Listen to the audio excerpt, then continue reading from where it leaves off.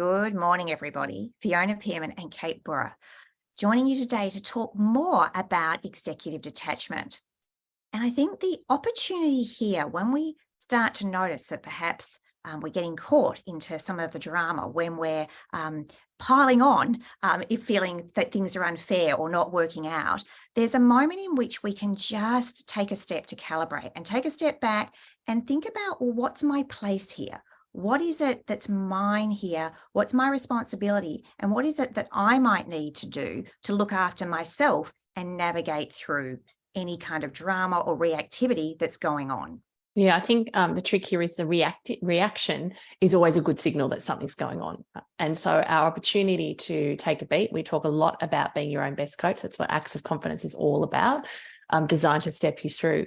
And I think the first thing that is really valuable here, when we can actually start to dig into this conversation and relationship with executive detachment is when you know your place, you can manage your expectations of yourself. You can manage expectations of other people. And it's often the expectations of self and others that can send us down the rabbit hole or can create some of that reactivity.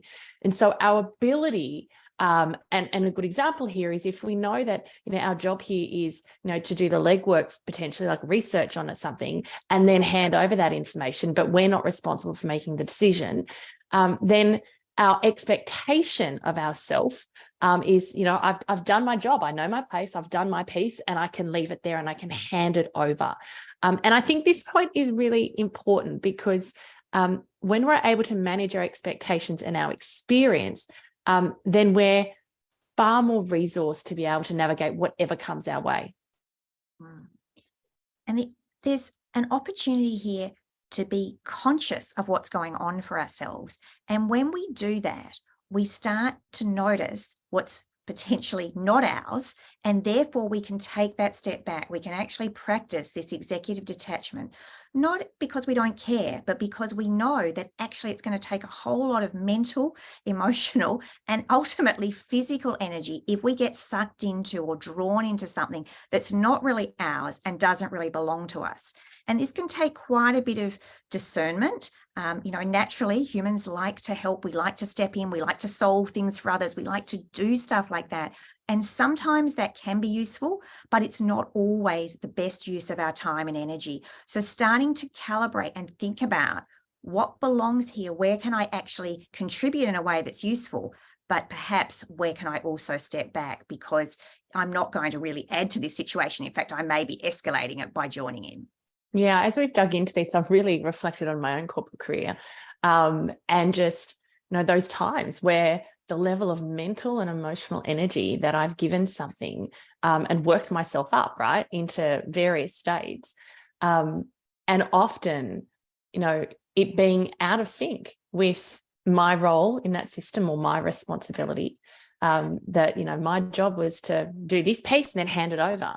And so I think that piece of being able to really step back to understand where we sit. And I think that then talks a lot to how you are seen, right? Your personal brand, how key stakeholders see you in terms of how you engage with them and with the organization as well. And I think we can't underestimate this. Fee, again, I've seen examples of where potentially we've clients have been overinvested. I myself have been overinvested, and actually just that ability to step back and be able to really give good consideration to, and then ultimately make good choices around how I engage in and around particular, pieces of work or responsibilities or projects that we're involved in has really been valuable. Absolutely. I think this piece around, from a professional standpoint, how do I manage myself in situations? And we know ourselves reasonably well to know what catches us, what is likely to spiral us into something that's maybe less helpful, because it will affect how others see you and it will affect your personal brand and your standing in the organization, and also people's likelihood of giving you, projects, responsibilities, opportunities, that sort of thing. People are observing, how does this person navigate through the difficult things or the things that can kind of get out of hand very quickly. And I know when I'm coaching executives around this, it's often helping them unpack and, discern the pieces where I can contribute something of value here and add something to the conversation, and where actually getting involved is just going to make things worse. And it's not going to help me. I'm going to be head up, worried, concerned, frustrated. All of those things are not going to be great for me, but they're also not necessarily going to be good for the dynamic I'm trying to step into. So this ability to catch myself and then go, where's my place here, is really important.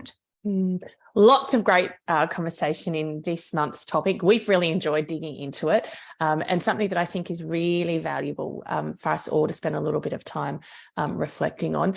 If you would like to, or if you enjoyed today's confidence conversation, we'd of course love for you to share it with anyone in your network who you think may benefit from it.